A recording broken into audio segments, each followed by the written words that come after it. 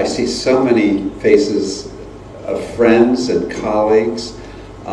It's absolutely stunning for me to be standing here. When the first visit to Bangladesh, my first visit was to the Cholera Research Laboratory, when smallpox was the goal for the institution to control. Dr. Tamid, Your Excellency, Mr. Singh, and so many colleagues here, thank you for inviting me. I don't know what I was thinking of when I said a half a century of nutritional discovery in 40 minutes.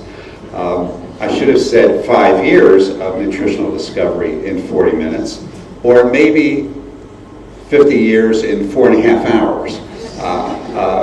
So I got the numbers absolutely wrong here. However, I would like to take you on a personal journey because Bangladesh has been integrated into my very personal being for a half a century. It sounds like I sound like a dinosaur when I start. Don't go to sleep, but lock the doors for the young people because I really want to speak to young scientists here. Congratulations to the icddr on your 65th. The institution looks very young and spry and inspired at age 65. So obviously you're keeping your mitochondria in good shape.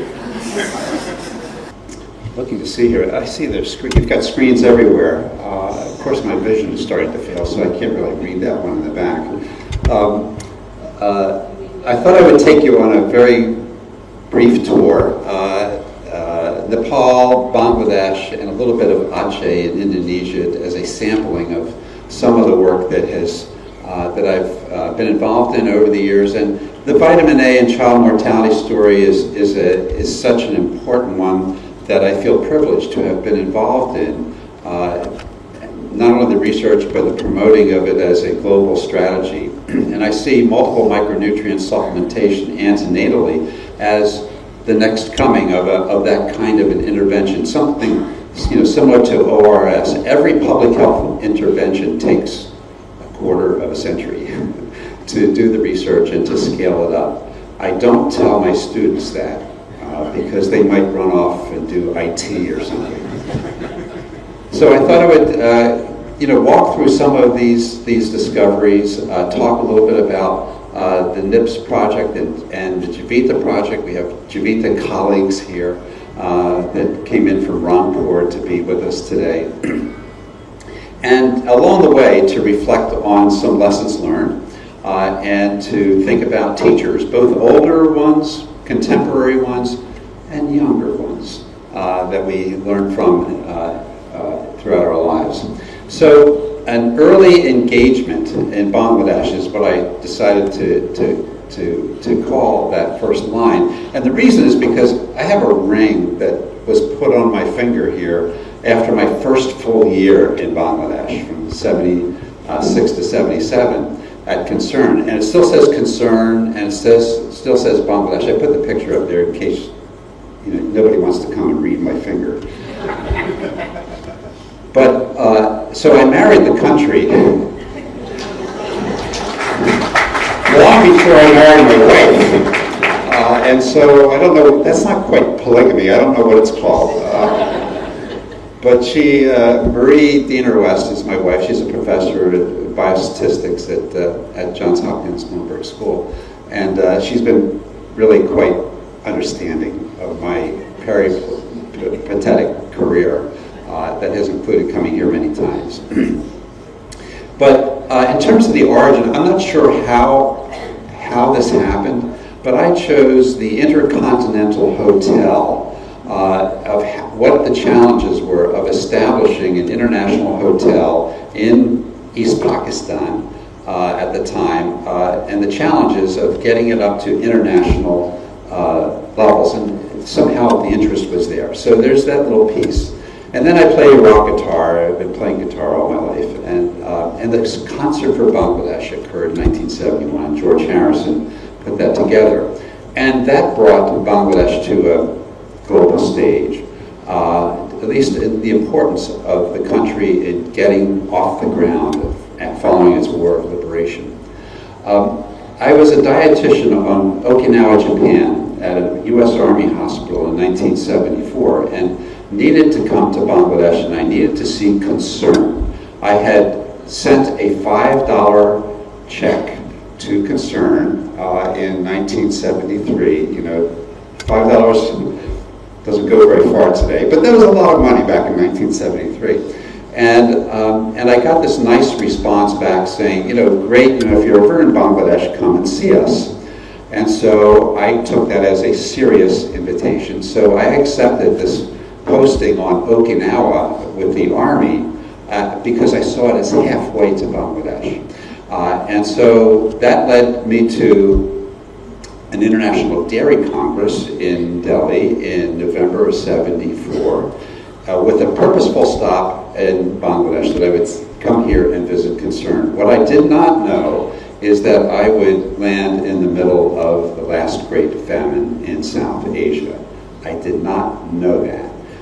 And so I visited Concern, and I realized that I was amidst a horrible tragedy that was unfolding in the country that would make a mark in my life really forever. I came from a hospital helping people lose weight and increase fiber in their diet, reducing sodium, and here I was amidst famine. And it stimulated what is really has been a lifelong interest in what famine is about, how to measure it, what its consequences are, and how to prevent famine. I realized that the Bengal famine of 1943 was also really in Bangladesh. And so there was a history of famine here that needed to be studied. It led me to study famines in Ireland in 1846, in Russia in the 1890s, in Ukraine in 1933 to 36, the Great Leap of Famine in China from 1959 to 61, and so forth, and to try to understand how we have failed to feed humanity. Ironically, I've been involved in the Gaza famine these past months, and so a half a century later, I find myself still engaged in trying to understand this horrible event that visits humanity. So when I was here, I bought a map. I bought a map of Bangladesh, and looks like nothing particular, except it says this is the first edition of the map of Bangladesh. And so, as a gift, Dr. Tamid, I have this map that is first edition of the map of Bangladesh for icddr in recognition of its anniversary. Maybe it will bring $1,000 if you put it on eBay.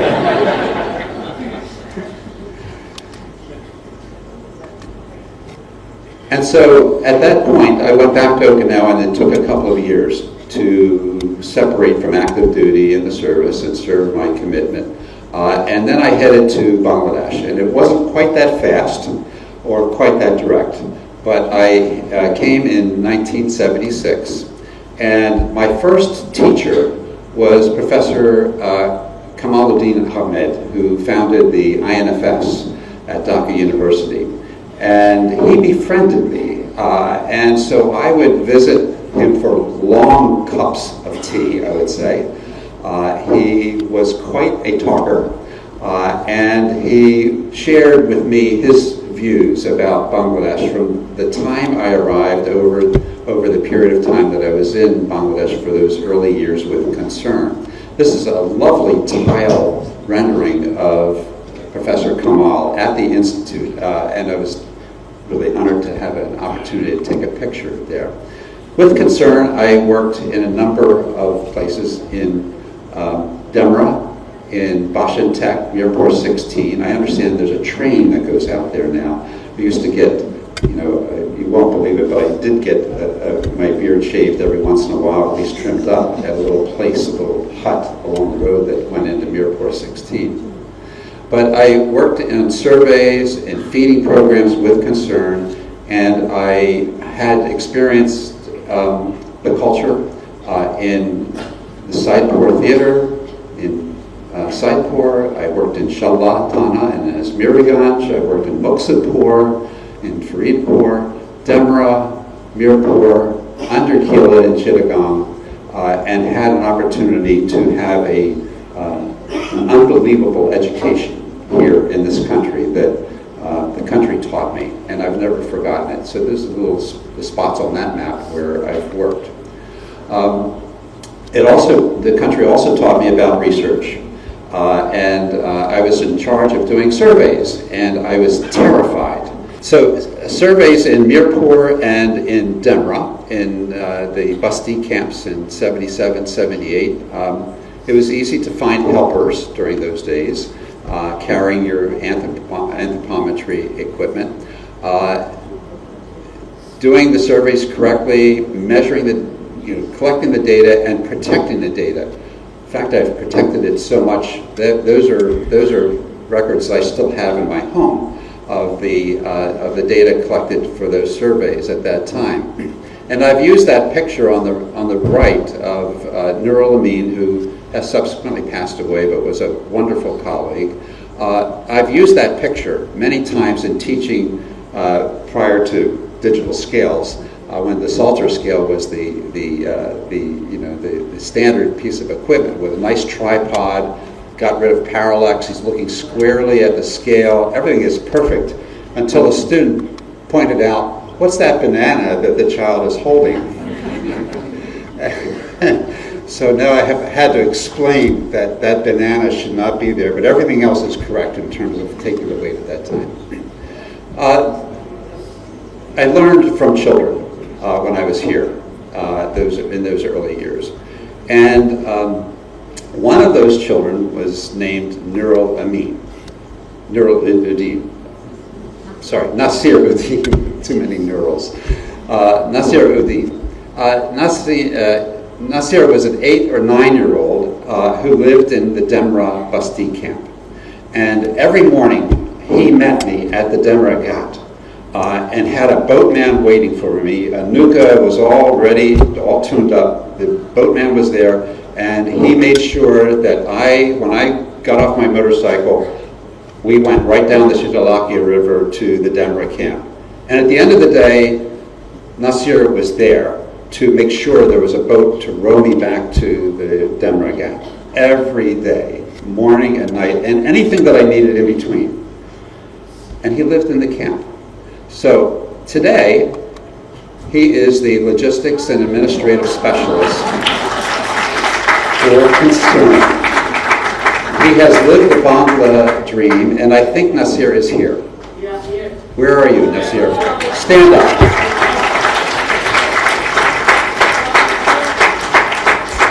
It's a picture here with his lovely wife. He has a lovely family, and we talk about the American dream. This is the Bangla dream. Right out of the camps and into an international agency, and with a very respected and competent position. From those surveys, I actually published a paper in 1986. It took 8 years I was so afraid of the data. I finally had to get comfortable with it. But it was an important paper for me to publish because at the time we didn't have z-scores, so it was percent of median. And if you add those up in terms of height for age, all the children were stunted, all of them. And 23-4% were wasted, below 80% of weight for height, which would be less than 2 z-scores today, approximately. So it was a lesson for me in terms of quantifying undernutrition in these camps.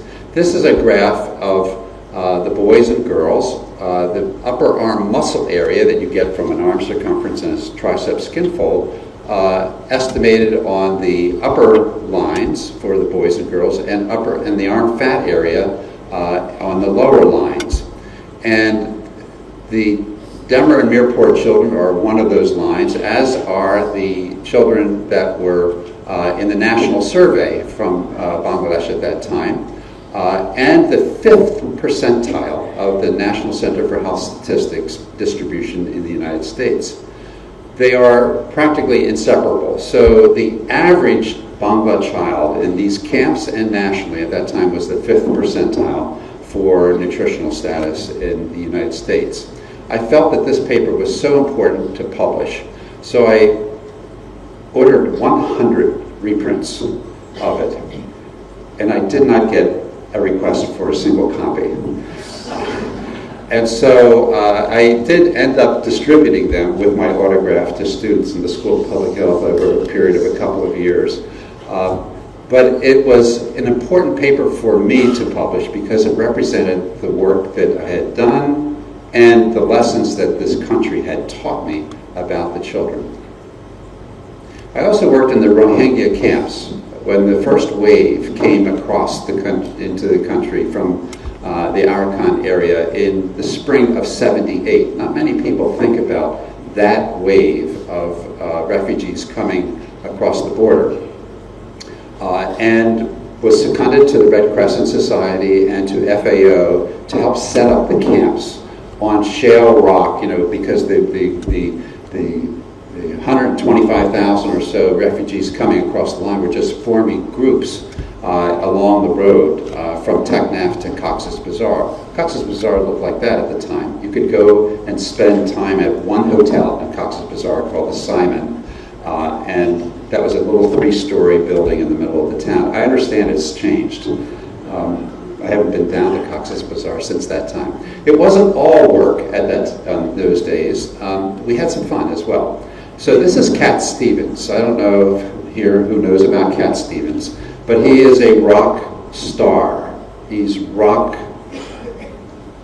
up there, And so he had contributed £500,000 to UNICEF at that time, and UNICEF toured him around, and one of the concerned volunteers let me know and told me that Cat Stevens was in town. I knew all his songs. So I went out to Old Dhaka Airport one morning at 5:30 in the morning to catch him on his flight to Chittagong. And he came into the airport and I said, "Hello, Cat, I'm Keith West. Wouldn't it be great to jam sometime?" And he wiped his eyes and said, "Oh yeah, that'd be great, man. Well, we're really quite busy, da da da da." 2 nights later, he came over to the house and we played music for 4 hours. And we've been corresponding ever since. And he has since donated £100,000 or so to Concern. So back to just a comment about the famine. This is what I took a picture of coming into the airport at 5:30 in the morning yesterday. And all the lights coming into Dhaka Airport. And it reminded me of the lights that I saw coming into the old airport in 1974, except the lights were not electric. They were the burners, the small little burners of people and families living on the grass between the runway and the taxiway. And any place there was a place to be, you had these little fires all over the place. And it looked something like this, except the source of light was different and the reason the lights were there were very different. And so I took an interest in the famine. As papers came out, this is one by Seaman and Holt in 1980, and I've just shown you the epidemic of the spike in the price of rice that began in one spot and moved across the country like an epidemic. And you could plot that curve into an epidemic curve. It looks like a measles curve or any infectious disease epidemic, only it was the price of rice spiking such that people could not outrun the epidemic. When the price goes up, this is Matlab-Tana data from 72 to 77, when the price of rice goes up, deaths go up. And that is a common occurrence, whether it was in Bangladesh in 74, or Bengal in 43, or Madras in 1876, or the Sudan or Ethiopia. When the price goes up, the deaths go up. People try to afford food by selling off their minor assets, their major assets, and then they start to sell off their land.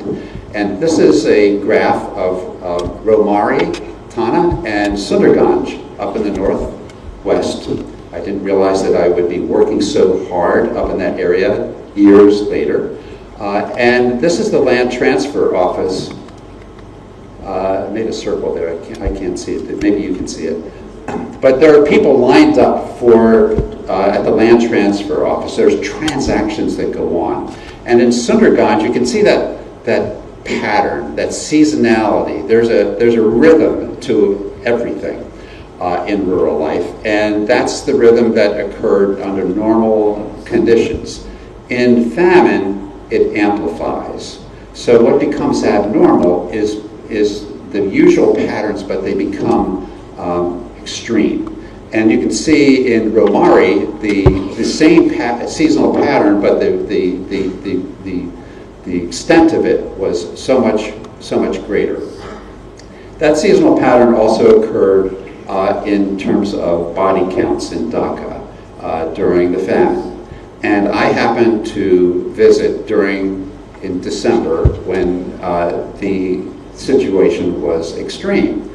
And I was invited to go out with a British filming crew one night into old Dhaka when I visited in December of '74. And it was a site that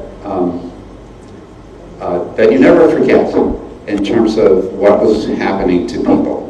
And it's a site that I've taken with me all of my life in terms of thinking about this and thinking about how to prevent famine. You have to know what is abnormal from what is normal. These are normal pictures of the Howrah up in Azmiriganj in August. You don't see those wonderful ships anymore. The sails are gone.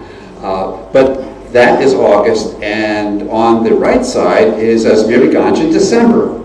And that is normal. What happened in '74 was there was a flood, but it came early. It came earlier than anticipated. The anticipation led to concern about what was going to happen to the Amman rice crop. The concern led to prices starting to spiral up in August and September of that year, and we saw that epidemic of the price spikes that occurred. It was an experience that I've integrated and continued to think about, and it's really a wellspring of concern and knowledge and lessons learned that started here. It has helped to shape my philosophy about how to approach nutrition from an epidemiological point of view, what I learned here, that we have nutritional exposures that coexist, undernutrition, excess calories now, micronutrient deficiencies from a diet that lacks diversity. There are behavioral elements that shape how and when and what children are fed. There are food systems that are getting now a lot of attention in terms of how those resources are directed or not to different segments of the population. And of course we know there are vast societal, economic, and political aspects of what leads to different states of nutrition in populations. And in epidemiology and in trials, we seek to understand what the consequences are and do something about them. We learn how to measure, we learn how to attribute risk, and we try to figure out interventions that can reduce some of that burden. And we're learning that there's a lot more to learn about life stages of early life, origin of life malnutrition in older ages. And I must say, the older age issues are looking more interesting all the time. Another facet of framing all of this is EPI1, that for the younger investigators, learn your epidemiology and learn it well.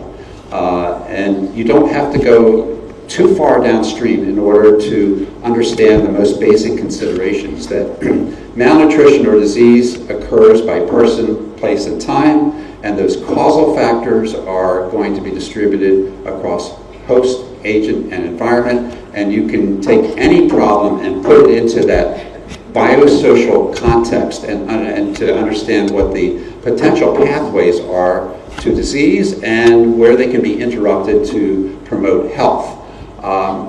That That framework tells you about the type, the extent, the duration, the severity, and the social and environmental causes of that lie within of these nutritional problems that can help shape interventions in context. In public health, another development in my thinking over the years has been guided by Hopkins, who was a 13th century monk in Europe, and Einstein, of course. But what is particularly important for public health is Occam's razor. It called it because he kept on shaving things down to get to the nitty-gritty of an issue, was that basically if you have complex explanations for an issue or simple ones, the simpler one is the preferred one. And Einstein, though, said, basically, he's given the credit to say at least, that everything should be made as simple as possible, but not simpler. And so this is the public health conundrum, because we know the problems are complex, from molecular nutrition and biology to societal causes, very complex issues. But we are tasked with trying to make the message and the interventions as simple as possible without losing truth and without losing relevance, without losing efficacy in what we're trying to do. And so this is a constant public health challenge, and we see it in vitamin A supplementation, we see it in micronutrient supplementation, we see it in any public health intervention. So I enter into this world of preventing vitamin A deficiency. How am I doing on time, Dr. Tamid? We can take a break in 5 minutes and come back after dinner. So after leaving Bangladesh, I got an MPH degree and entered the doctoral program at Hopkins, and I met a young ophthalmologist named Alfred Sommer there. And he had just come back from Indonesia in 4 years and described this relationship between mild xerophthalmia, non-blinding xerophthalmia, night blindness, and V-toe spots, xerotic patches, as we know, on the surface of the conjunctiva. And the two conditions combined related to mortality of young children in West Java. And he published this paper, and you know, Koch's postulates would predict that this may be causal, but it doesn't demonstrate causality unless you do an intervention. So that gained my interest, and we talked an awful lot about vitamin A deficiency. Another prominent figure was Alan Berg, who wrote a book in the 70s, in 1973, called The Nutrition Factor. And he brought nutrition into the context of national development. And I only had 2 books with me in Bangladesh. I had Nutrition and Preventive Medicine by Ben Goa and Beaton, and I had The Nutrition Factor by Alan Berg. And I read it cover to cover several times because my Bangla was really terrible, and so that was what I had to read. And Alan draws attention to this vitamin A deficiency problem. So these prominent people started to work on me, and I joined Al Sommer at that time. It was also a time when Jim Grant became the executive director of UNICEF, and I read the book, the first State of the World's Children report, and it said nothing about micronutrient deficiencies or vitamin A deficiency, but it said a lot about the need for food production, and you know, we're coming out of the Green Revolution. There was a lot of content there.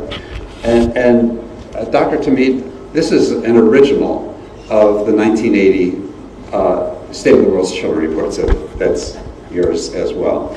Also,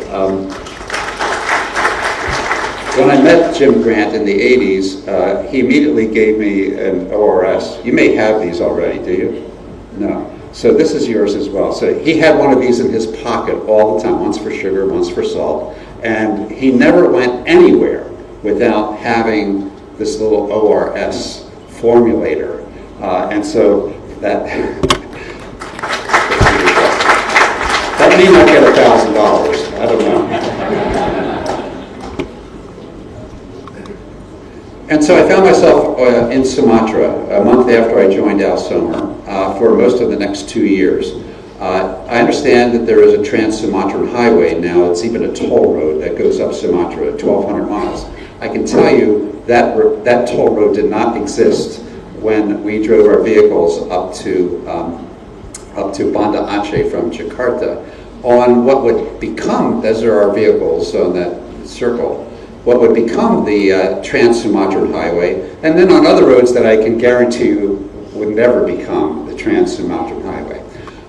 And so in Aceh, we were put together a trial with the Indonesian government to test whether vitamin A supplementation could reduce child mortality based on that epidemiological evidence. And so we drew maps by hand of 450 villages and numbered houses and carried out a trial in 26,000 children. That was my first view of xerophthalmia, the child with a staphyloma in Aceh. And it brought to mind that this is really a terrible nutritional deficiency that needs to be prevented and has serious consequences for the eye. And what was being tested at that time then was, did it matter for children's lives? I learned how to do surveys and to enumerate households, count children. You know, in epidemiology, the most important skill is to count. You need to be able to count. 1, 2, 3, 4. You need to count.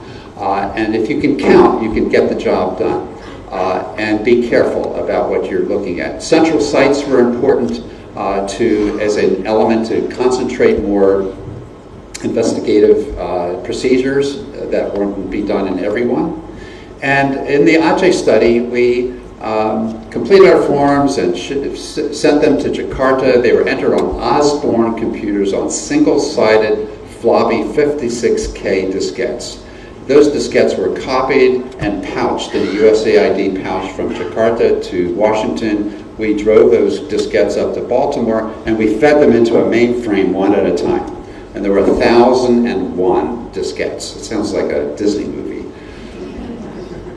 If there was a corrupt sector on a diskette, we had to send a telex to Jakarta, have it recopied, and the same thing happened all over again, to pouch it to Baltimore. Now we can put that entire study on a USB drive. There was the findings came out that there was a reduction in mortality in August of '85, just when the International Congress of Nutrition was being held in Brighton, England. And the keynote speaker for that major meeting with 6,000 people was Jean-Pierre Habib, a very famous nutritionist and a thought leader in nutritional epidemiology. He heard that our findings from Aceh study of a 34% reduction had just been discussed. He went to Al Sommer and gave up his keynote speech at the International Congress. And so Al Sommer gave the keynote speech about vitamin A reducing child mortality, which lit up the meeting for the next 5 days and caused a tremendous amount of interest, discussion, criticism, and I found out how political and provocative nutrition findings could be. But we reported that finding in the Lancet in 1986, and it set into motion a series of studies that would try to negate that finding, which we tried to do in good science. That led to setting up a site in Nepal called the Nepal Nutrition Intervention Project in Sarlahi along the Terai of Nepal.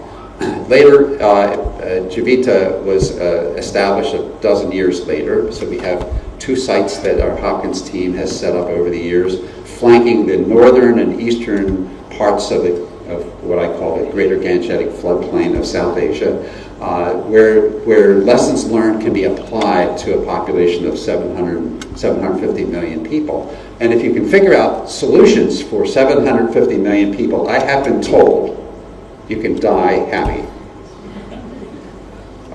I won't be able to tell you whether that's true or not, but we have to believe that that's the case. The NIPS study area was in Sarlahi district. It's still operating today with new researchers that are continuing to pursue issues. Here too, we applied lessons learned from Aceh in terms of doing field work very, very carefully. We were very proud of those Land Cruisers, but I can tell you something. Those Land Cruisers do not move in rural South Asian mud.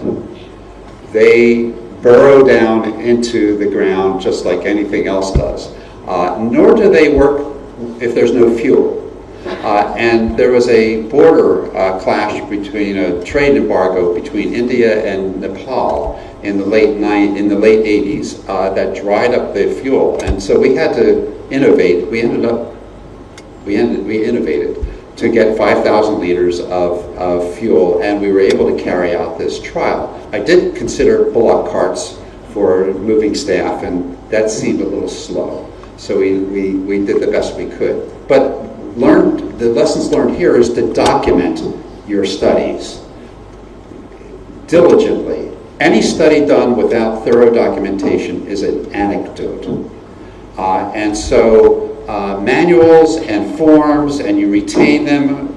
We still retain all of our data from these trials, is so critical. So we published this findings. There was a 30% reduction in mortality. This was now a placebo-controlled trial that added to the evidence. And this was a scary part of the study. You can see the 4-month, we delivered vitamin A or placebo to children every 4 months. You can see those reductions are pretty much the same for the first 4 periods. There's a dashed line there when the Data Safety Monitoring Board said, you're done. This effect is not going to get diluted. The study is over. And it took another 4 months for that conversion to happen. So we actually had 4 more months. And it was the same approximately 30% reduction in child mortality, preschool child mortality. And then we scarily continued to follow the population after we switched the controls to vitamin A under an assumption that the mortality rates would come down in the control group to that of the vitamin A. Thank God it did. So that's exactly what happened. It came down. And that became, for me, a clinching evidence that not only did randomization do its job, but converting those controls over to the vitamin A supplementation, seeing that come down to the same level as the children who were receiving the vitamin A, put it was the icing on the cake in terms of this impact. There were other trials over time, as we know. If you re-switch those around, you get sort of a normal curve with a center over 23 to 30% reduction in mortality, which is what meta-analyses will have shown, and the meta-analyses of the meta-analyses have shown over the years. At this point, when the evidence becomes solid, you become an advocate. You get behind the data and you stay with it over decades, because there's always challenges to policies. At that time, we didn't have the internet, so there was a conference at Bellagio at the conference center in northern Italy where all the investigators got together for 5 days to figure out what to say in 5 paragraphs and what the message would be in terms of advocating to the world through as many journals as could be published in what the findings were, the implications, the consequences of deficiency, and the benefits of supplementation. This particular piece appeared in the Indian Journal of Pediatrics, but there were many journals that received this kind of input. At the same time, as an advocate of now the findings of the evidence, we moved forward with the International Conference on Nutrition, which was in Rome in 1992, and managed to inform and negotiate and convince the powers to be that vitamin A deficiency needed to be on the agenda for prevention for the year 2000. The World Bank got behind it. We need economists. This is why we need economists, because they took a completely different view and decided, how to evaluate the value of supplementing children with vitamin A in relation to other other interventions using economic indicators, and vitamin A ended up being on the same scale as breastfeeding. So that was a clincher to move the program forward. Over the years, 85 countries now have vitamin A supplementation underway to prevent child mortality. Along the way, we carried out a trial in Papua New Guinea to look at malaria. Tommy, you were mentioning malaria. This randomized double-blind trial in malaria saw a 30% reduction in clinic attack rates for falciparum malaria, parasite density, splenomegaly rates going down. So that may be, children already get vitamin A, I'm sure, in the Rohingya camps. So the other finding that we found from Nepal, we followed up children 15, 16 years later and did hearing tests on children who had discharging ears during the course of the trial. The first is overall. The second panel is no ear discharge that we found in children during that original trial in Nepal. And the last panel is the hearing loss, audiologically determined 16 years later, in children who had discharge. And about 20% of those in the placebo group had hearing loss, measurable hearing loss, as an older teenager and young adult. That went down to 13%, or an odds ratio of 0.58, or a 42% reduction in hearing loss if the children were getting vitamin A. And that matches with what we generally know about malnutrition, that it doesn't stop the incidence, but it reduces the severity. And that's what we were seeing here. The severity of the middle ear infections was lower and probably responsible for the better hearing. So the vitamin A continues, but it needs to be monitored, and the need needs to be constantly evaluated, and nothing lasts forever, nor should it. But as long as there is undernutrition and evidence of poor diets, this is a useful program. I'm going to speed through this and just mention a few other aspects of maternal micronutrient supplementation. So this is Parul Christian, and Parul really set the epidemiology straight on maternal night blindness and vitamin A deficiency for her doctoral degree, and really took it to town in terms of publications and getting maternal night blindness into the DHS surveys as a risk indicator for not only maternal night blindness, but flagging women who had poor health on many different grounds. Parul was also instrumental in getting a multiple micronutrient supplementation trial going in Nepal in 2000 and 2001 that set the stage for our JiVitA work here in Bangladesh. Also, just a note, be kind to your graduate students, because you never know when they're going to be your boss. And so Parul, who is my doctoral student, is now my director in the program in human nutrition. She was also in charge of my funding at the Gates Foundation for several years, and was really difficult. She's a great director, though, and a wonderful researcher. So we go into Gaibandha, where the JiVitA project has been going on. You see in both Nepal and in northern Bangladesh lots of maternal micronutrient deficiencies. You know, the more you look, the more you find. What you find is not the same. What you don't look for, it's out there. And so it's an example of the complexity of the diets that lead to different micronutrient deficiencies, and we're looking for a common, simple, but not too simple intervention for prevention. And thinking of our Occam and Einstein issue. We had to map the JiVitA area. This is what our randomization scheme looked like. We divided Gaibandha and Rangpur into 596 units, and I see my colleagues from JiVitA nodding here with pain about what that required. But we used those same randomization units for all of our trials for the first 15, 18 years of 20 years of JiVitA. And so the clusters, when we did cluster trials, it was the same setup, only we were randomizing different interventions. I won't talk about JiVitA 1, which was a 60,000 pregnancy trial of maternal vitamin A, beta-carotene, placebo, looking at maternal mortality and infant mortality. We showed an effect in Nepal. We did not show an effect in Bangladesh. It's another discussion. Both are true, in my opinion, because the diets and maternal mortality risks were different in these populations, with Bangladesh being much lower. But JiVitA 3 was really interesting because it was the maternal micronutrient supplement versus iron folic acid and looking at birth outcomes. We surveilled 127,000 women in their homes every month. We asked them if they had their period in the previous month. If they said no, we would give them a urine test. We went through 1.1 million urine tests to document pregnancy. And in the end, we ended up with 44,500 pregnant women and reduced low birth weight.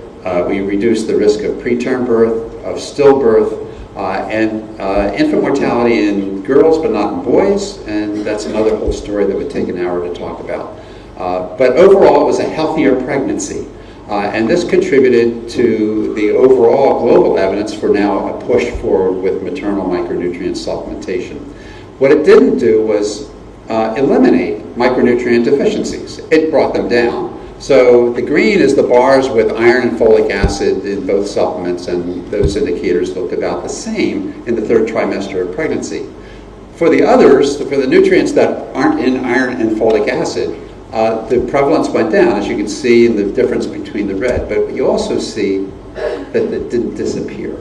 And so one could imagine a supplement 10 years from now with 1.5 recommended dietary allowances of nutrients there to do a better job. But we don't have that evidence right now. So policies can change. You go with the best evidence, you go forward with it, and be open to modifications in the future. Just go flashing through these. You know, these trials are trials for women by women, and the skill sets and the heroes in this research are really the staff, the several hundred staff that did this work in Gaibanda. This is a picture of the supplements. We had a professional photographer take these pictures, and you know, it's a way. I never realized that taking a picture of supplements would look really interesting. The evidence, though, has accumulated over a course of many trials. Basically, benefit. We now have a supplement, as we know, that work here at icddr has gone on to do the implementation research that is well known around the world now in terms of moving the process forward. There was a symposium at the International Congress of Nutrition in Paris in August, where we tried to highlight the reasons for scaling up MMS, that there are lots of reasons. Kirk Humanitarian is a foundation that has made it possible. When we did these trials, we knew that the supplement was expensive. You know, governments and people could not afford, 25 taka per supplement. And so that price is now down to 2 or 3 taka per supplement, and it has become affordable with the efforts that are underway to move it forward. This formulation is now on the essential medicines list of WHO, and it's going forward. An embarrassing set of slides here, just 3 of them, because this paper is not published yet.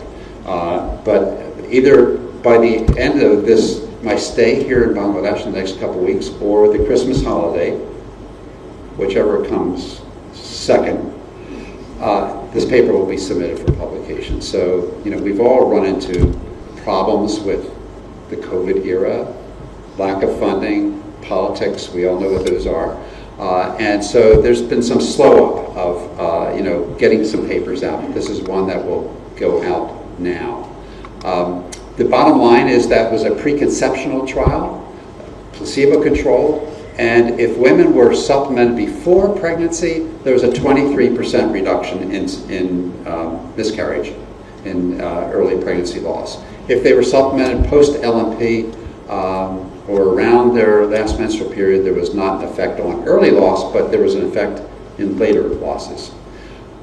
One nutrient that Shamim, is Shamim here? There's Shamim. Hey. Shamim published this paper several years ago looking at vitamin E deficiency as a suspect, showing that there's a twofold increased risk of miscarriage in women who are vitamin E deficient, which goes back to the very origins of the discovery of vitamin E in animals 100 years ago, where placentation failed in animals that were denied this fat-soluble factor that is in alfalfa and lettuce and so forth. We think that maybe vegetable oil that is abused, is exposed to sunlight and then it's cooked to death in the home, may be part of the losses of vitamin E, but the oil still goes in and retains the requirement. I'll go through that. And I think I'll skip through that. That's an interesting graph, but it's a little complicated. Something to keep in mind is train your field staff to be ethical at a level they can understand when they interact. They actually are behaving on behalf of the investigators, the institution, and the funders.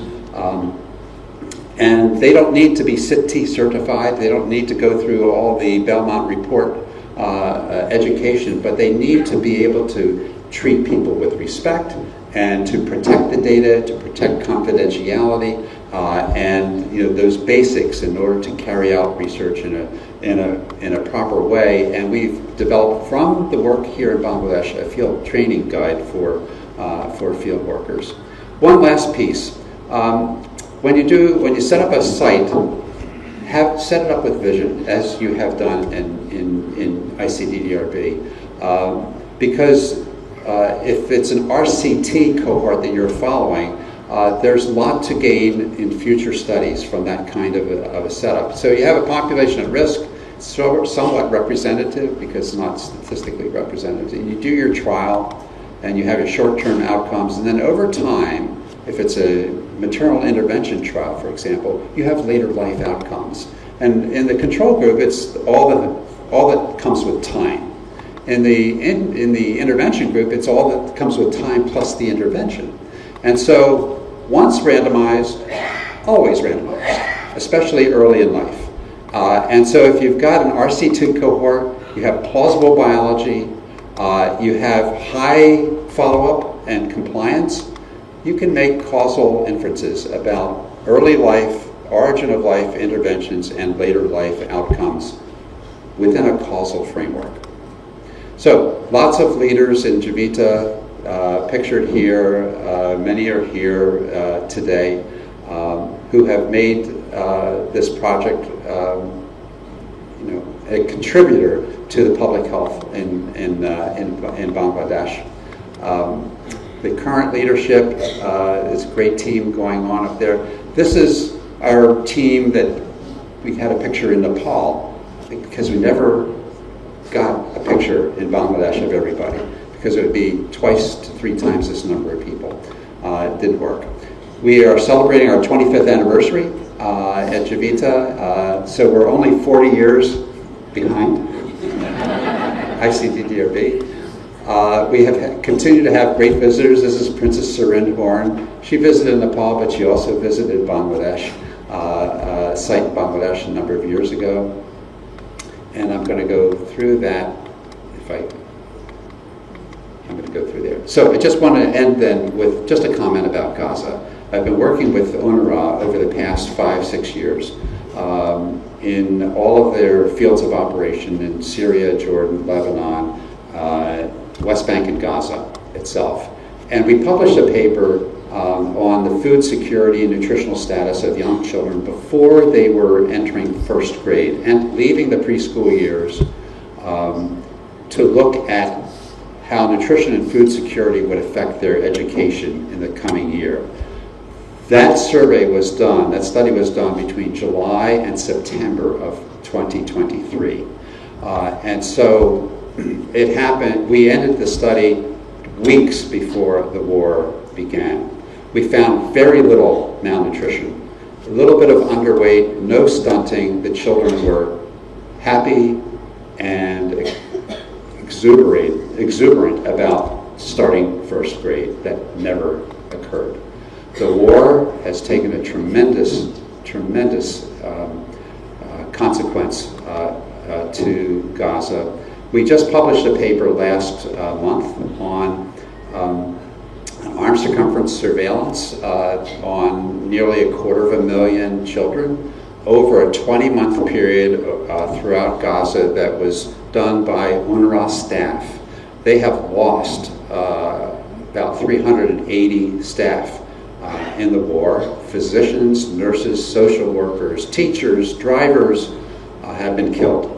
And yet they continue working to collect data, to provide services, to do all they possibly can during the course of the war. This is the rate of wasting malnutrition that we saw below 2 Z-scores, the orange line, and 3 Z-scores in the blue line over from January 2024 through middle of August of 2025. And the rates that we were able to record. Along the way, there's a IPC, the International Phase Classification from the FAO, to look at vulnerable populations in terms of their risk of food insecurity, severe food insecurity, famine. And along the way, there were alerts. And when an alert based on the data would come out, you could see that there were more trucks went into Gaza and the rate started to come back down. When the attention was left, there would be then a reduction in the trucks coming into Gaza and a gradual rise, as you can see, through 2024 to January of 25, where there's a peak of malnutrition, of wasting malnutrition. At that peak, there was then a 6-week ceasefire during which food just flowed into the territory.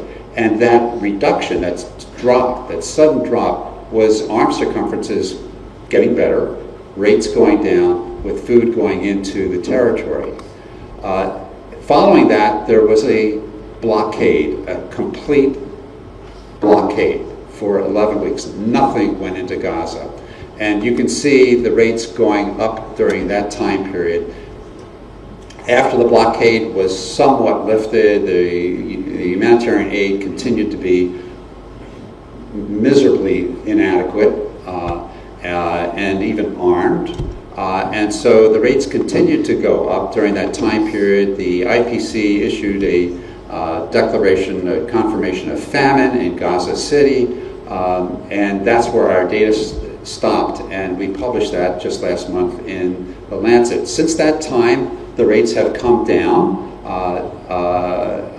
and those data are being analyzed right now. The trucks increased, but not at a level that would solve the problem, at a level that would manage the problem, below a famine level. And so it continues to be a horrible situation as winter is coming on, as rains are coming on in Gaza, and it probably couldn't stand help from icddr, as Dr. Tommy and I were talking. So at the end of all this, we have this is my pyramid between the biology of malnutrition and the prevention. And the first set of stages are really biological complexity to deal with in terms of figuring out the intervention and what is the efficacy and so forth. And then you have society complexity in terms of moving it into effective prevention in the population. And there's interaction and crosstalk that goes throughout all that. These are funders that I've been very appreciative of. We have been. Beximco and DSM are on there because they have made about 20 million supplements for our trials over the years. And this is my family, Professor Marie Diener West, who teaches biostatistics and has had some students here, and our daughter Natalie, who's got an MPH from Hopkins now and has been working in the World Food Program and public health for a number of years. So I'm president-elect of the American Society for Nutrition, and I negotiated with the society just before leaving a special deal. We pay hundreds of dollars, several, 250 or whatever it is, to be a member of ASN. It's $60 in low middle income countries, but I knocked them down to 20 for the first 25. who sign up from any country, any low middle income country around the world.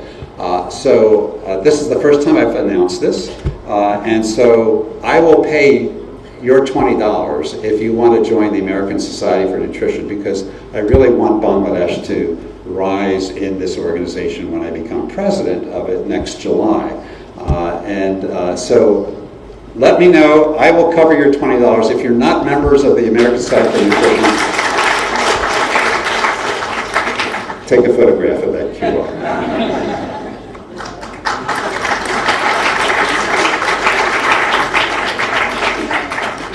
A picture speaks 1,000 words. Congratulations, Dr. Tamid. And happy Thanksgiving. Thank you very much.